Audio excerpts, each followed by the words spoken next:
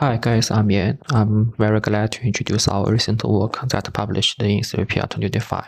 The title is From Laboratory to Real World, a new benchmark towards privacy-preserved visible infrared Poisson rectification. Poisson ReID aims to match Poisson image captured by different cameras based on their visual appearance. This technology has been researched during the past decade and has played an important role in public safety. This picture shows the pipeline of ReID. First, one query image and multiple gallery images are input to the encoder and get the corresponding embeddings. Then the L2 similarity is computed and get the probability of the query and the gallery. The higher the probability, the more likely it is that they are the same Poisson. However, visible cameras cannot capture enough information of pedestrian under poor light environments such as night, Tuesdays, and infrared cameras are widely applied in real-world surveillance systems. It can automatically switch between visible and infrared modes based on real-time lighting conditions. This raises the important visible infrared Poisson rectification problem to the community, which aims to match the pedestrian images of the same identity from visible and infrared modalities.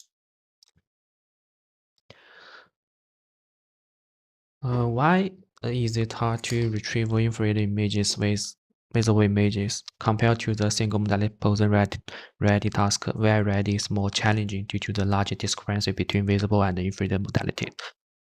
To be specific, visible images have 3 channels and contain abundant color information of visible light with wavelengths from 400 nanometers to 700 nanometers.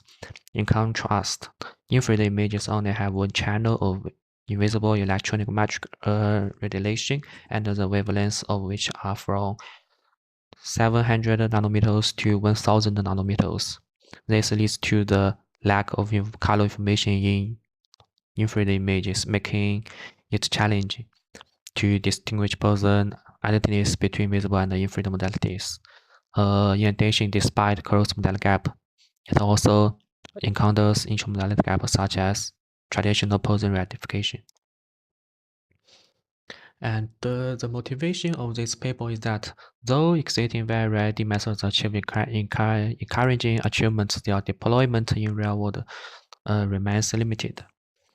Specifically, in our view, the current experimental setting of the VI-ReID in the field is idealized and impends its advancement to real-world applications. Specifically, current methods rely on centralized training, where data from multiple sources is aggregated on a central platform.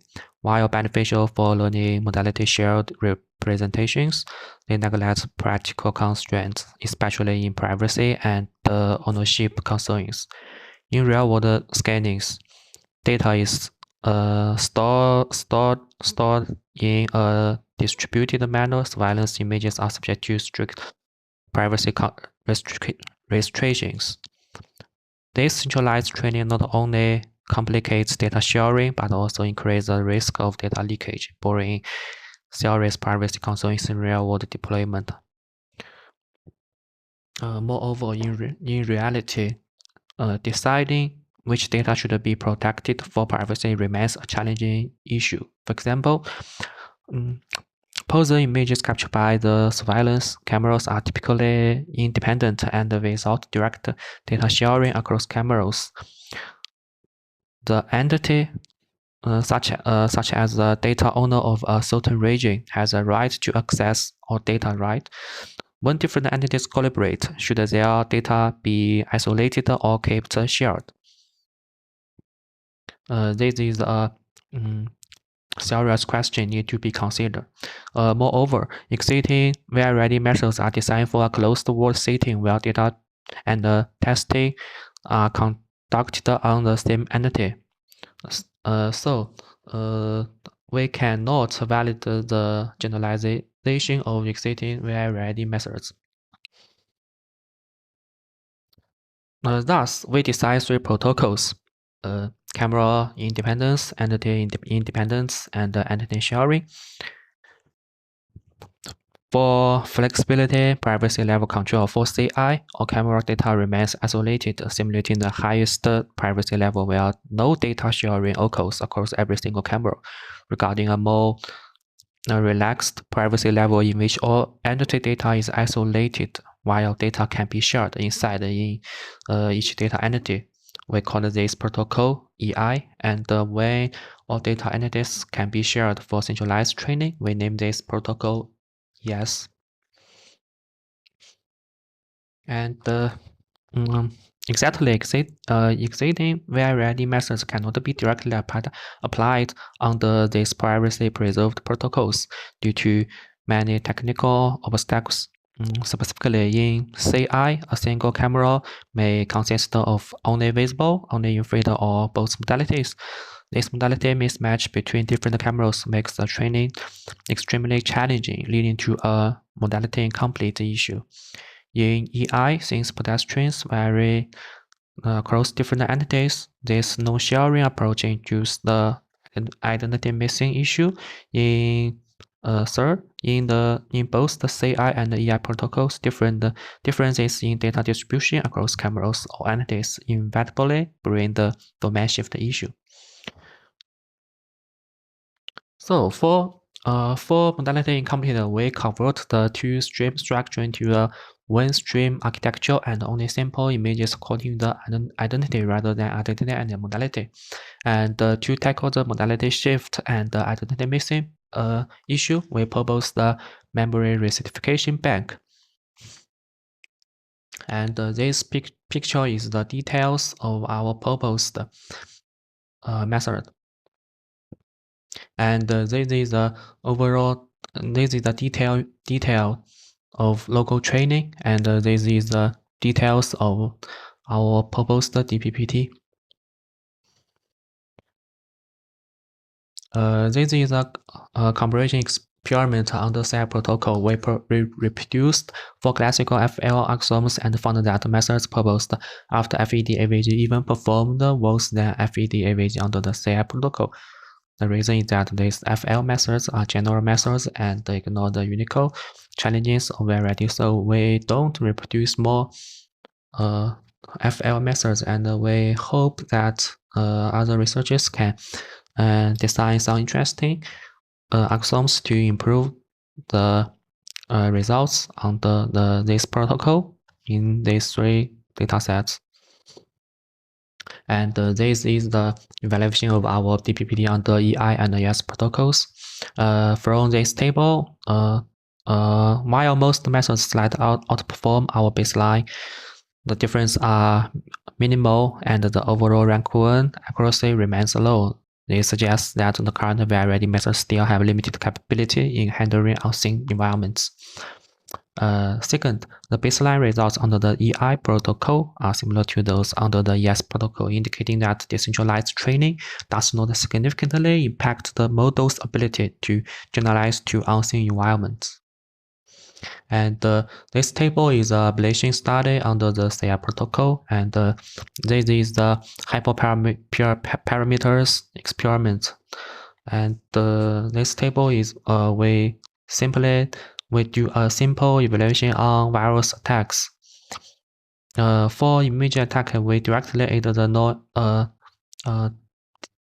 normal noise to the image, and the gradient we attack the gradient of the specific clients.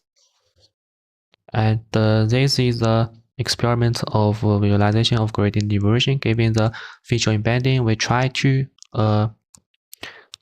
restore the input image while the gradient inversion. From the result, we can see that the restored image cannot recognize the original pedestrian image. And this is the TSNE visualization and the inter-class visualization.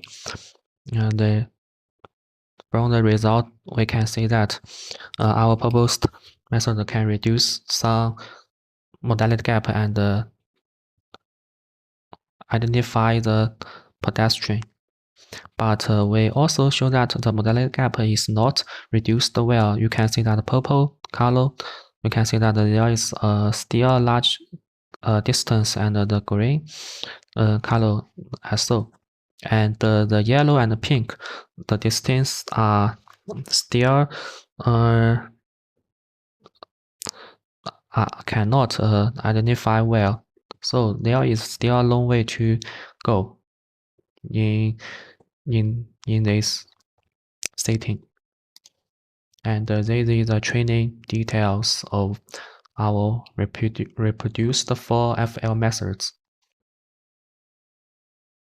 Finally, in this paper, we proposed the benchmark named L2RW to simulate privacy preserving real-world VI-ReID scanneries. In this benchmark, we designed 3 protocols. Second, we analyze the challenges encountered under the CI and EI protocols and propose a unified method named DPPT. This is the first work that handles privacy concerns for VI-ReID in a decentralized manner. Third, in our benchmark, unlike existing methods that validate solely on a single dataset, we merge several existing datasets and conduct the evaluation in a cross-domain manner to simulate the real-world scanneries. Finally, extensive experiments on 3 public VI-ReID datasets confirm the feasibility of decentralized training in L2RW, with our method achieving significant improvement on various FL baselines under CI. We also show that DPPT achieves performance under EI comparable to that of ES protocol. That's all my presentation. If you have any questions, don't hesitate to contact me via this email. And if you are interested in our work, you can access our code via this QR code. Thank you.